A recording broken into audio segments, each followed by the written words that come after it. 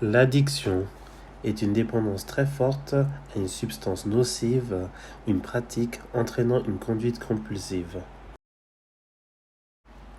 Dans ce média, nous allons écouter le témoignage d'une personne qui se considère addicte au cannabis. Suite à cela, nous allons voir les différents types d'usage des substances psychotropes, voir les effets physiques, psychiques et sociaux, et enfin voir quel est le rôle d'un travailleur social ou d'une travailleuse sociale. Je me présente, je m'appelle Joanie Tokokari, j'ai 18 ans, j'habite à Benin. Je suis d'origine brésilienne, bolivienne et japonaise. J'étais en première année d'apprentissage en mécanique automobile. Depuis quand consommez-vous du cannabis? Alors mon premier joint était à 13 ans et j'ai continué à fumer plus régulièrement à partir de 14 ans. J'ai arrêté, j'ai repris et ça plusieurs fois. À quelle fréquence fumez-vous? Le maximum que je fumais avant, c'était 8 joints par jour. Et maintenant, j'ai énormément diminué. C'est une fois par jour ou une fois tous les 2 jours. Avez-vous remarqué des changements physiques ou psychiques? Si oui, lesquels? Alors oui, j'ai eu la schizophrénie et j'ai pris énormément de poids à cause, comme on dit, la fonce dalle. Comment vous sentez-vous lorsque vous ne fumez pas? Je ronge souvent mes ongles et je suis assez stressée si ça fait déjà un petit moment que je ne fume pas. Comment financez-vous votre produit? Avec mes économies, je me finance justement mon produit. Quels sont d'après vous les avantages et les désavantages?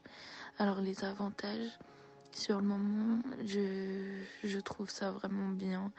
Parce que ça, on se prend la tête, enfin je me prends la tête avec rien du tout.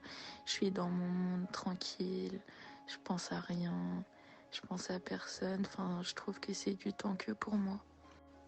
Et les désavantages, c'est que ça impacte beaucoup sur le cerveau. C'est pas bon pour le cerveau.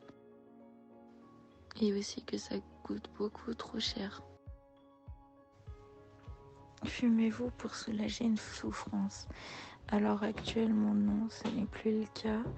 Mais quand j'ai commencé à fumer du cannabis, là oui, c'était pour soulager une ou carrément plusieurs souffrances. Est-ce que vous avez l'impression de ne plus avoir le choix de fumer? Alors honnêtement, oui. J'arrive pas à m'arrêter de fumer quand j'ai pas fumé. Je suis un peu stressée et tout ça, donc c'est compliqué. Nous pouvons voir les différences entre une consommation non problématique, une consommation problématique et une dépendance ou addiction. En ce qui concerne la consommation non problématique, nous pouvons constater que cela ne dérange ni l'individu, ni son entourage ou environnement, et qu'il n'y a pas ou peu de complications au niveau somatique, physique et psychique. Pour la consommation problématique, nous relevons des complications au niveau somatique, psychique et social, et ceci représente un réel danger pour la personne, son entourage et la société. Enfin, pour la dépendance ou l'addiction, nous remarquons une impossibilité de s'abstenir de consommer et qu'il y a des complications au niveau somatique, donc des réactions physiologiques qui obligent l'individu à reconsommer de la substance. En ce qui concerne le niveau psychique, l'individu a besoin de retrouver les sensations de plaisir, de bien-être.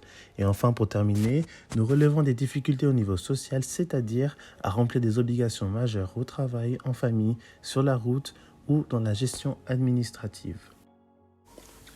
En ce qui concerne les effets physiques, nous pouvons relever une sécheresse de la bouche et de la gorge, une dilatation des pupilles et les yeux rouges, une augmentation du rythme cardiaque, une augmentation de la pression artérielle et une détente musculaire, des troubles de la locomotion et des vertiges, en particulier en se levant. La baisse de la température du corps peut aussi être relevée et enfin des problèmes circulatoires et des vomissements lors de surdoses. Pour les effets psychiques, nous remarquons une modification de l'état de conscience, une perception exacerbée de la lumière et de la musique, de l'euphorie et un besoin irrépressible de parler et de rire. Une détente agréable, un câble intérieur, de la légèreté et une sensation de confort. Une modification de la perception du temps un allongement du temps de réaction et enfin des troubles de l'attention, une pensée fragmentaire et des difficultés de concentration, état de désorientation, de confusion, d'angoisse, de panique et de délire, notamment en cas de surdose ou chez les consommateurs naïfs. Pour les risques sociaux, dès la première consommation, nous relevons des comportements inhabituels et inadéquats, stigmatisation et problèmes judiciaires, et les suites possibles sont licenciement, endettement et violence.